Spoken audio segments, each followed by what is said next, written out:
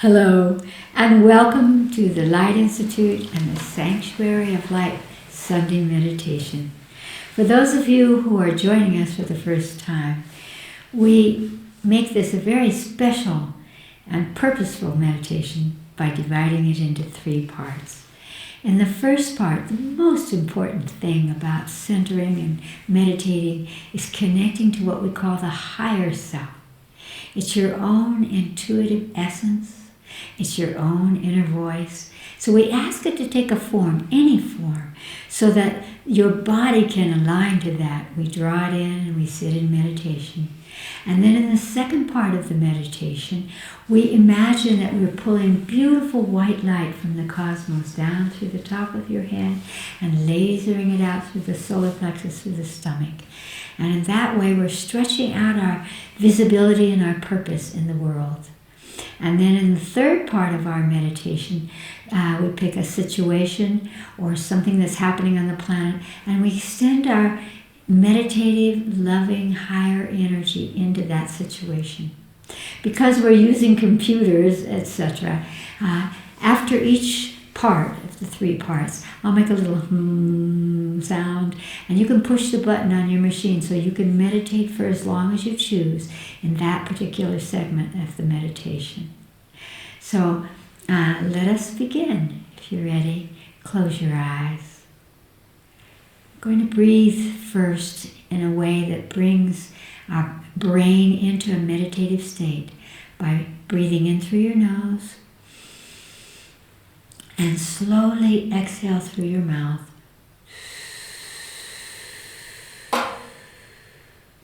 When you exhale, you slow your brain into meditative states. Once again, breathe in through your nose and exhale slowly through your mouth.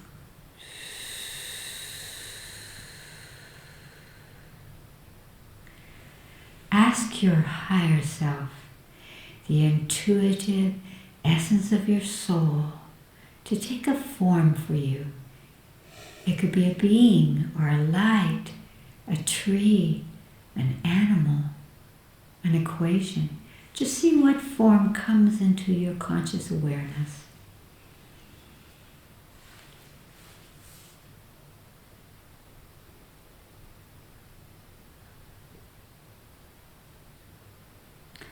And now ask your higher self to touch the place in your body where you hold your divine essence at this moment.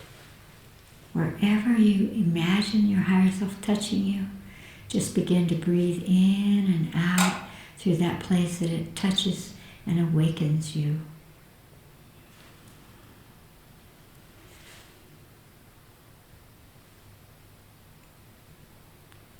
And now as you take a deep breath in, draw your higher self into your body so that as you sit in meditation, you sit with your own higher self. Om.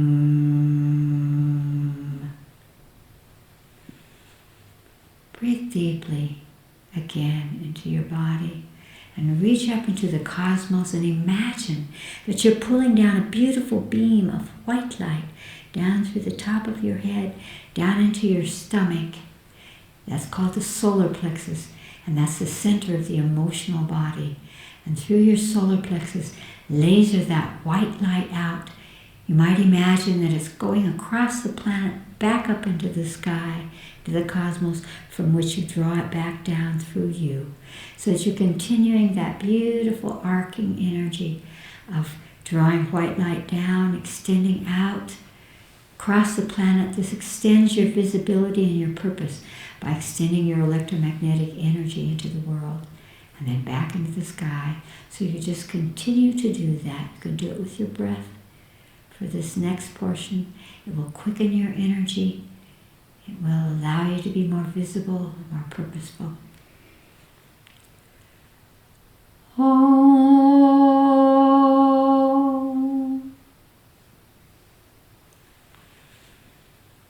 Again, breathe deeply into your body.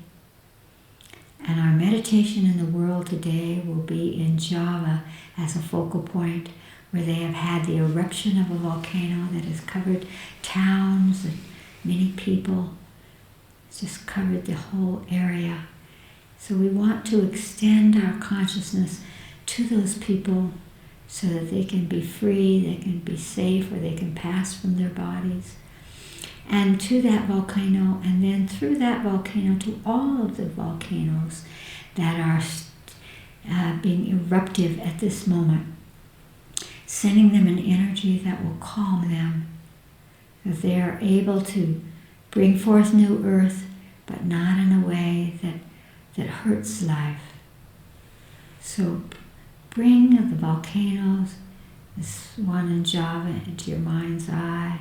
Everything's been covered up to many feet high, over 20 feet high, of ash. And ask the people and the towns and the animals and the earth what frequency of light they need to be released from this eruptive energy. And see what color comes into your consciousness. Whatever color it is, imagine that you're drawing that color down through the top of your head from the cosmos into your stomach solar plexus and laser it out to those towns, to the land, to the people, so that that frequency of light brings back a balance, takes them back from harm's way, heals the land and the people. Just keep drawing the white light, or that light, whatever color came to you, in through the top of your head and out through your stomach to them.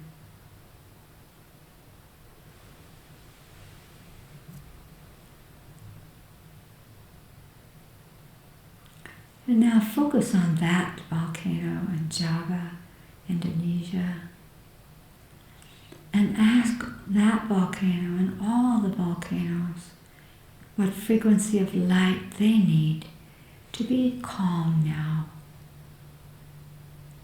to be able to move the energies in such a way as that those energies, that erupting energy, is in balance with everything around.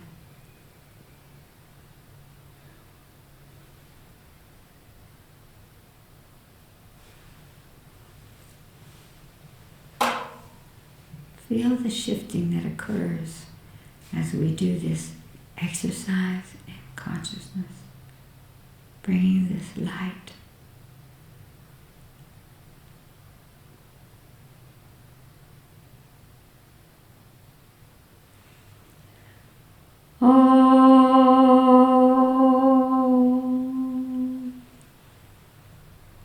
Breathe deeply into your body. And as you exhale, open your eyes. Thank you for joining in this meditation to give your gift, to stabilize our earth, and to help all of those who need your help. There's a second part to this Sunday meditation. It's called Knowings. And every week, people from around the world send us questions, conversations of their hearts that they would like for us to speak of. And so we'll do that now. Allison will give us the questions. The first question is from Geneva, Switzerland. Dear Chris, I travel the world for a living and have become increasingly and alarmingly aware of the pervasive obesity that is afflicting humanity in people of all ages in practically every country in the world. Not only are so many people overweight, but they're also ill in their bodies. Will you please address this in your knowings and what we can do to reverse this downward spiral of the human physical condition across the planet? Thank you, because this is certainly true. I as well travel the world and I'm seeing it in countries where you never saw that before. First of all, though, when we begin to talk about whether someone's obese or fat, let's remember that different bodies have different structures and therefore carry weight in different ways. So there are people with big bones who carry heaviness. There's a difference between a big person who is beautiful and comfortable in their body, and a person who has a big stomach, who is obviously imbalanced, and that heaviness causes them to not to be able to walk or to move well in their bodies. So one thing triggers another thing. And that's why, as you were mentioning, so often these obese people have diabetes, which is a blood sugar imbalance, eating problems. Many other emotional energies are influencing this. One of the things that influences this large stomach conversation are parasites. And people don't talk about that, and yet the WHO has said that 99% of the world population has Giardia or some other kind of parasite, and they take the food that you're eating and they use it for themselves. And so that's why you're heavy, you're eating a lot, but you're tired or you're sick because you're not getting the nutrients. And so one of the things that I would say is that you can simply ask your body, do I have parasites at this moment? Some of them are so innocuous that you would never even notice that you have them. Or maybe you even got them in traveling, which is very true of Giardia. And so once you know that, then you can begin to see how to release your body from any parasitical energy that's sucking your nutrition and your health. And this is very important. So we don't want to just say, oh, you're heavy, so therefore something's wrong with you. In other times on this planet, the heavier you were, the more beautiful you were considered. This is true in Bolivia. It's true in the time of Botticelli, where a nice, juicy body was considered wealth. But we want to look at that balance now within the body. It's not about being skinny. It's about being strong in your body.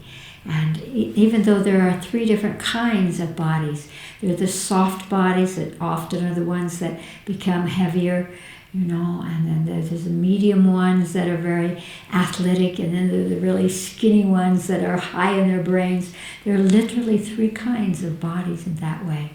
So you can look to see what kind yours is and how you keep that in balance.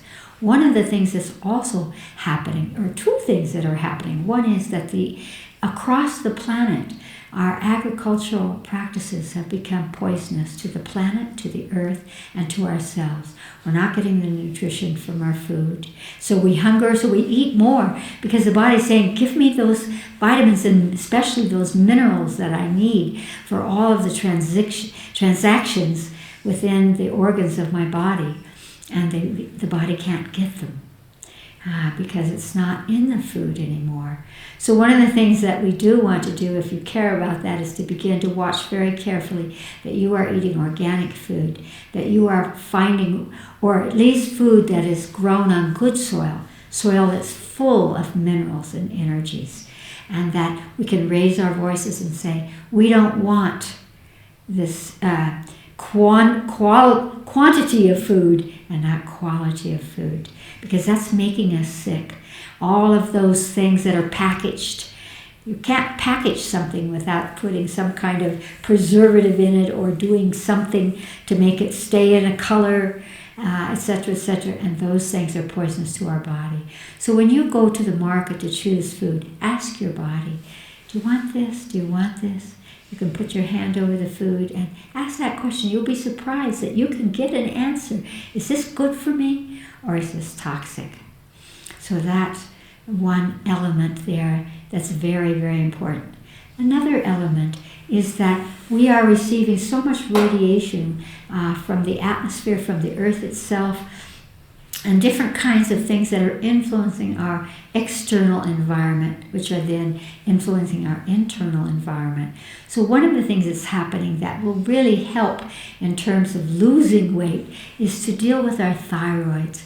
We're going to do an exercise in consciousness right now for our thyroids, because your thyroid gland right here in your throat next to your voice box is a master gland that controls the energy in your body.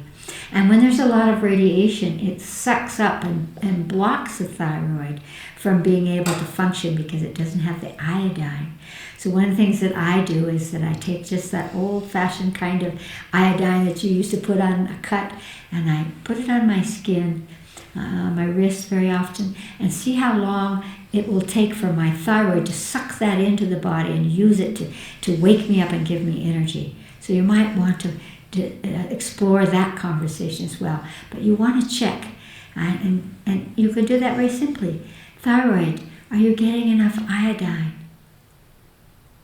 And to help you do that, again, not only putting some iodine on your body that lets your thyroid take it in, but eating algae that are filled with iodine, that are filled with minerals that balance and dissolve these heavy toxic energies from the body are very helpful.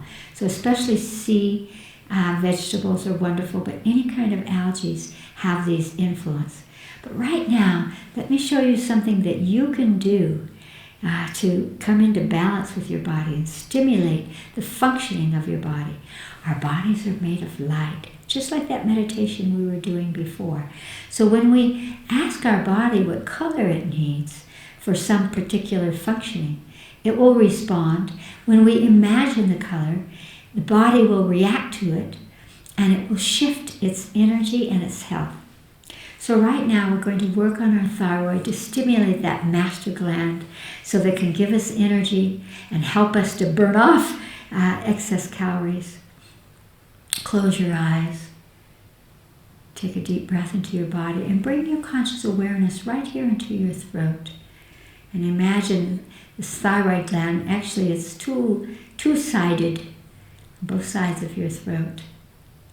And ask this master thyroid gland what frequency of light it needs to come into perfect balance and functioning in your body. And now just see what color comes to your mind's eye. Whatever color you get, just suck that color right into your thyroid.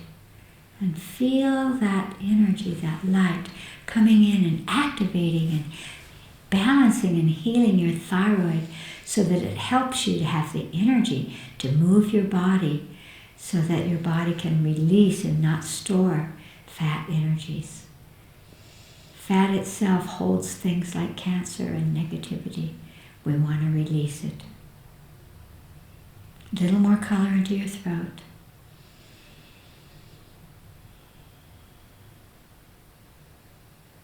Good. The next conversation, again about how we're educated to understand the functioning of our bodies, has to do with this acidity and alkalinity in the body. Bugs and diseases can't survive in acidity, but people who are heavy, in fact most of us, are too acidic. The pH is too high, that invites toxins to grow, which exhausts us and causes us to hold fats. And so we can use substances to make us more alkaline. For example, the famous apple cider vinegar, the organic kind with the mother in it, like your grandmothers used to use. If you start with a tablespoon and then go to 2 tablespoons in a glass of water with a little stevia or honey, and you drink that down when you eat, it will cause a squeezing of your fat cells. You never get rid of your fat cells, but you can make them squeeze out the fat in them and dissolve them from the body. Apple cider vinegar helps us to drop weight very, very quickly. The second thing is taking baking soda, a small, tiny bit, 1/4 teaspoon, 1/2 teaspoon to start with a little bit of water, will help to alkalize the body. And again, that will help the body to release energies that the body cannot use. And then the last thing would be to drink water.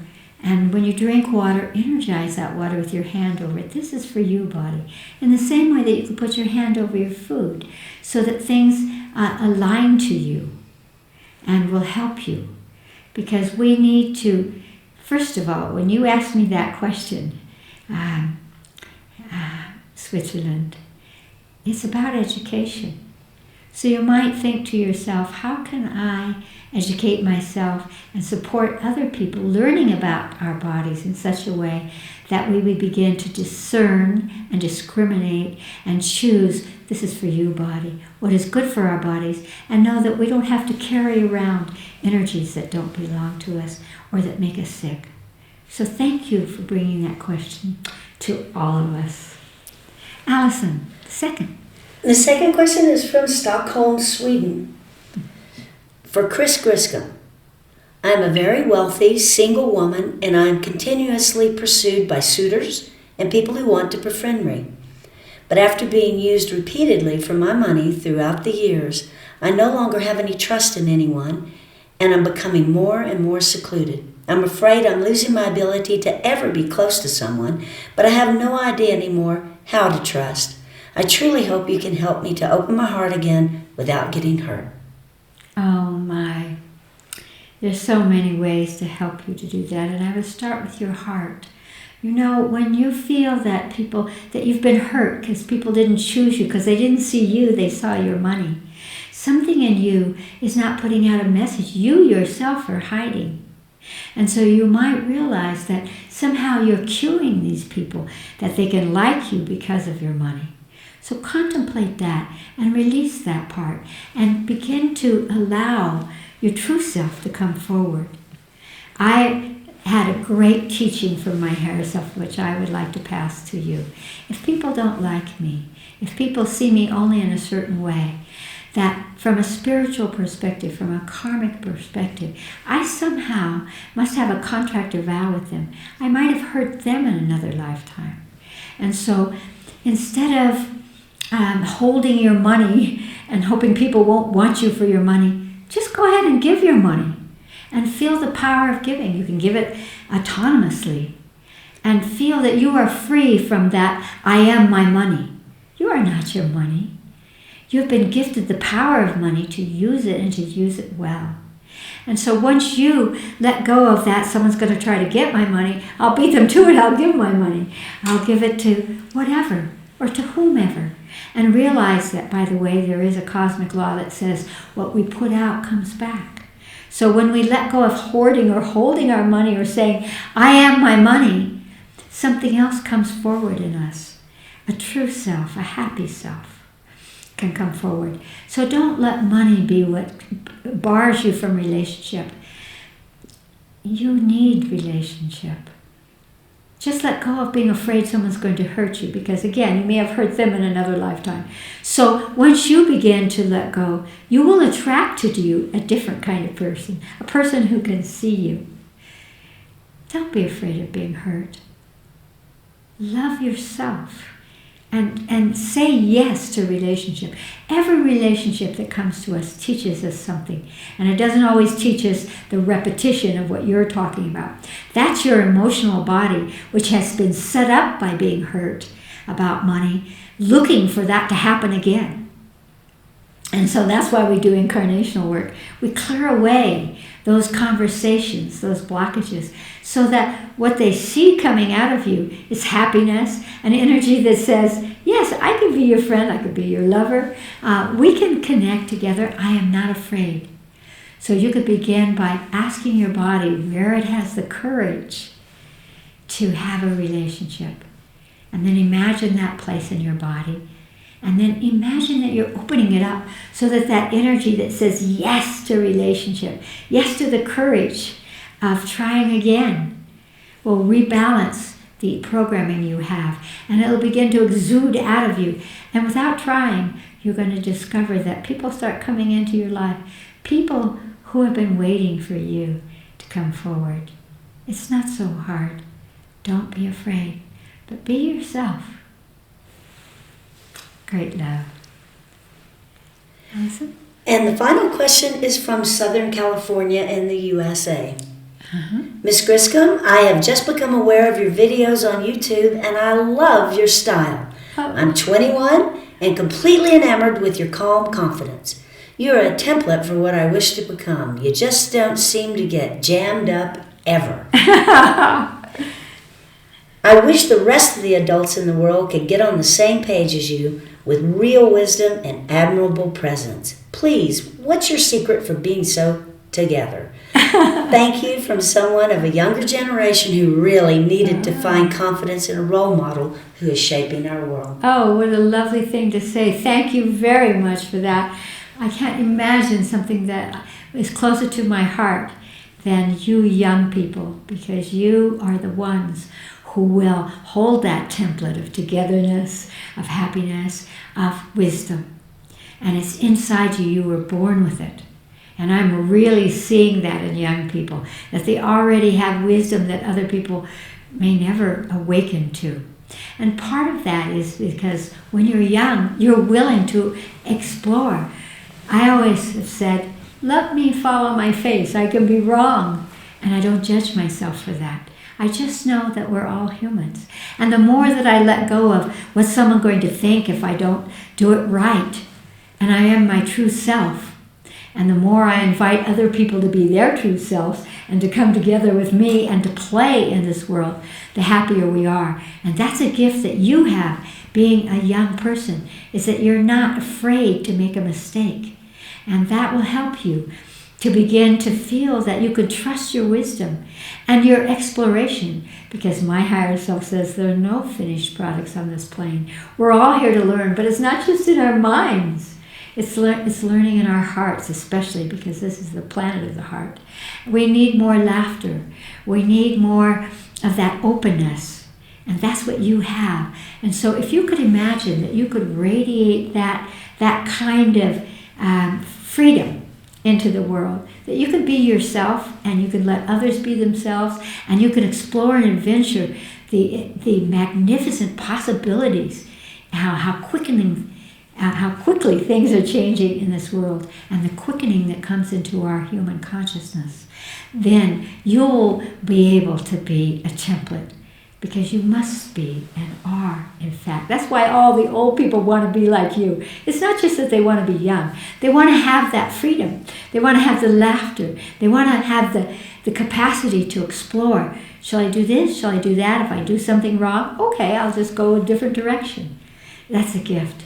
And I still have, thank heavens, from all my death experiences and all my children, that capacity to be very, very young in my mind and in my heart and in my body, that life is an adventure. So you keep that, and you yourself will be the template of this world.